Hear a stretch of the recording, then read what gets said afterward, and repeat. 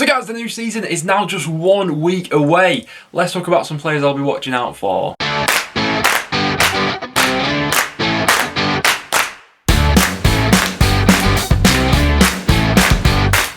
Guys, welcome back to another video on the channel. Now, a few weeks ago, I made my first draft of my Championship Fantasy Football team. Since then, I think it's fair to say that quite a bit has changed with it. So in today's video, we're going to be going through my new team, which I've compiled, which I'm sure will still change a bunch up until next week. But regardless, this is what I'm going with at the moment. If you're not ready, make sure to go ahead and get yourself into the Fantasy Football League we've got going on this season. The code you'll need to join the league this season is BenHD2021. I've updated it since last time. And we're also going to be doing a Patreon exclusive league over on there as well, so go ahead and check that out in the description down below if you so wish. But without any further ado, let's hop into what my team's looking like at the moment. So as you guys can see on screen now, this is my current team, which I'm going for in fantasy football. I've made quite a few changes since last time. I've took all your guys' suggestions on board, and we'll talk about some of the players that I've ditched from the team for the time being and some of the players that I've brought in. We'll also look at some of the players that I'm wanting to get in at some point to the game.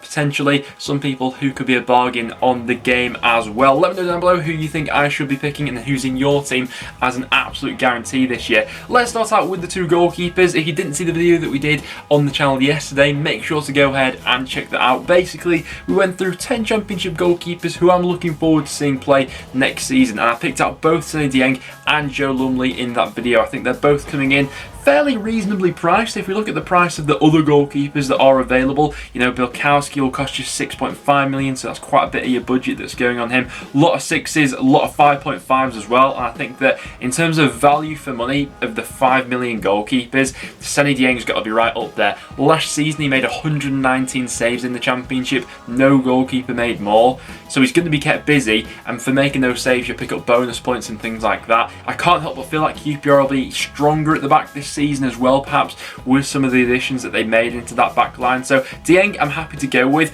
and I'm also happy to rotate him as the season sort of goes along with Joe Lumley. Now Lumley's only coming in at 4.5 million, and to my knowledge will be Borough's starting goalkeeper coming into this season. Neil Warnock teams are always strong at the back, aren't they? And you wouldn't expect that to be any different coming into this season. So for 4.5 million and 5 million for Dieng, I think I've got decent sort of value for money there in my goalkeeper, so I'm quite happy with those two. Now into the back line we go. I've changed this bit around quite a lot since last time. I think the only defender I had in my draft on my original one was Rod Dickey, and for the time being he has made the cut to survive this time round. The new 4 defenders that I brought in though, Donald Furlong, I wanted to get some sort of premium defenders in there this season. I see each of the 3 relegated clubs being quite strong this season, and Furlong was a tempting pick. I had him suggested by one of you guys in the comments down below of last time's video, so thank you to whoever suggested it.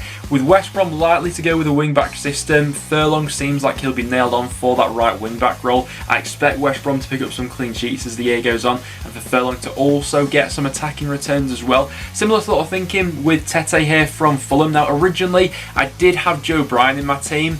I kind of still want to have Joe Bryan, but I thought at that point that Robinson would move on. He's not had that move yet, so the left back position I feel like for Fulham is a little bit more up for grabs because it could be rotated between both Joe Bryan and Anthony Robinson as the season goes on, whereas Tete at right back feels a little bit more nailed on. If we looked at the fixtures as well, Fulham have also got a relatively decent start to the season. Obviously you want to see loads of greens and stuff like that, and Fulham absolutely have that for that opening few fixtures. So yeah, I wanted to get some Fulham players in here, which you can probably tell by the rest of the team and how that's shaping up at the moment. The next pick I could still be swayed on a little bit, to be honest with you, but I did also want to get a Sheffield United defender in there. At the moment, I've gone for Bogle. From his time at Derby, I was a massive fan of him. He sort of worked his way into that team towards the end of last season as well. But my only sort of reservation with Bogle at the moment is he going to be a nailed-on starter for Sheffield United this season? There could be a little bit of rotation in that position, so I may be swayed away from him.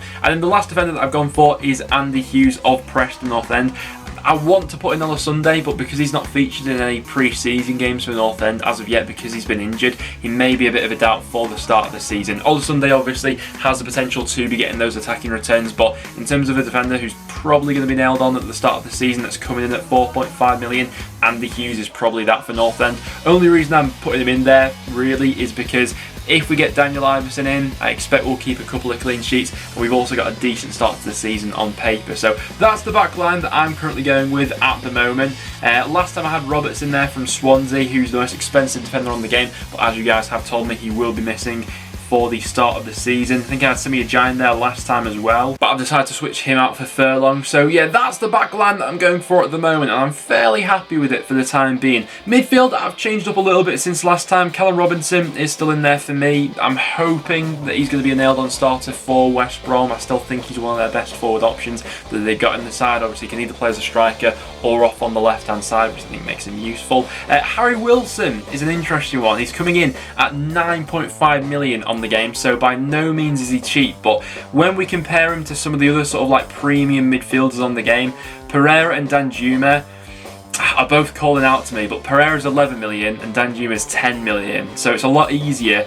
to go ahead and get Harry Wilson into the side for the time being. But should both of them still be at their respective clubs at the end of the transfer window, probably going to have to do a few tweaks and stuff like that to accommodate at least one of them into the side. After that, I've then got Ajaria. I was a little bit torn whether to go for Swift or Ajaria. The only thing that swayed me here is I saw Ajaria score a good goal for Reading in pre-season. Maybe he's going to have a bit more licence in that team and a bit more responsibility. Now Elise is going as well. If he's really got his head screwed on for the season, we all know what he's capable of doing. Willock, I also think, is maybe the cheaper alternative to Chair, who I had in my team previously.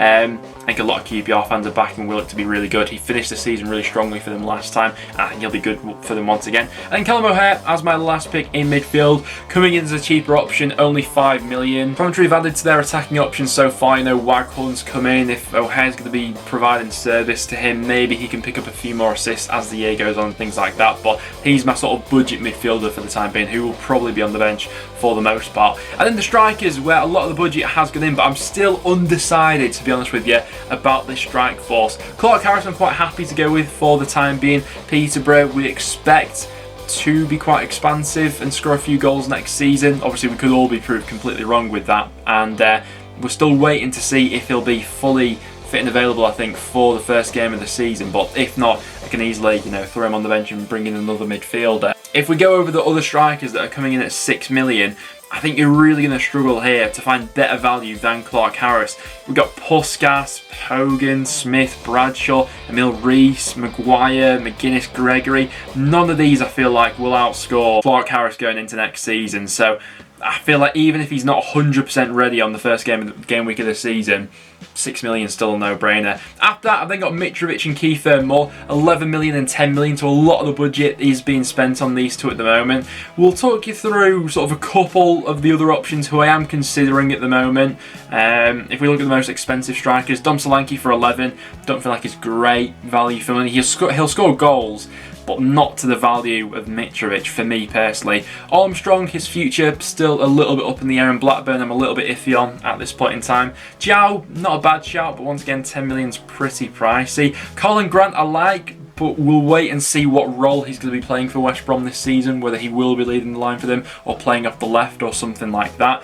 And then we get to the conundrum with Sheffield United, because last time I had Ryan Brewster in my team, and I still want him in my team, but the problem is that they just have an abundance of strikers that we don't know who's going to be a nailed-on starter for them coming into this season.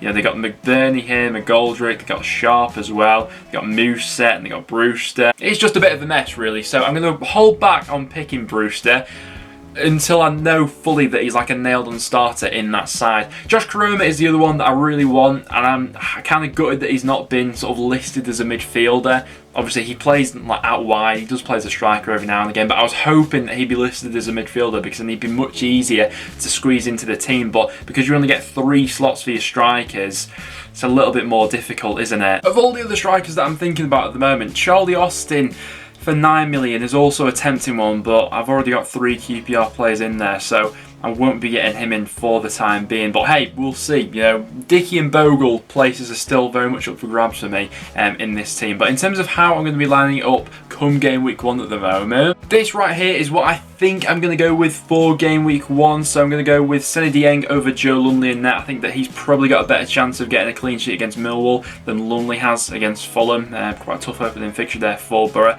Back 4, Tete, Furlong, Dickey and Bogle. Midfield 3, Harry Wilson, Ajaria, Callum Robinson, and the forward 3 being Mitrovic, Moore and Clark Harris. If Clark Harris isn't available for that first game week of the season, obviously the good thing about fantasy football is if your player doesn't play, they automatically get subbed off for one of your players on the bench. And then the order of my bench, I've got Willock, Hughes and O'Hare making up my 3 outfield substitutes at this point in time. But that's what I'm currently going with, but I'm sure that some of you guys will be able to persuade me to change this team in the comments down below. Is there someone who I'm missing from this team who you think I absolutely need to get in my team? Are they going to have a storming season? Let me know down below. But there we have it, guys. That will wrap it up for today's video. I thought I'd do a bit of an update on what my team is looking like on Gaffr at this point in time. So make sure, if you've not already, to go ahead and get yourself entered into the Ben HD YouTube League. It was loads of fun last year. Also, like I mentioned at the start of the video, we are going to be running a Patreon only league as well. So make sure to go ahead and check that out if you so please. You just need to sign up to the lowest tier on that,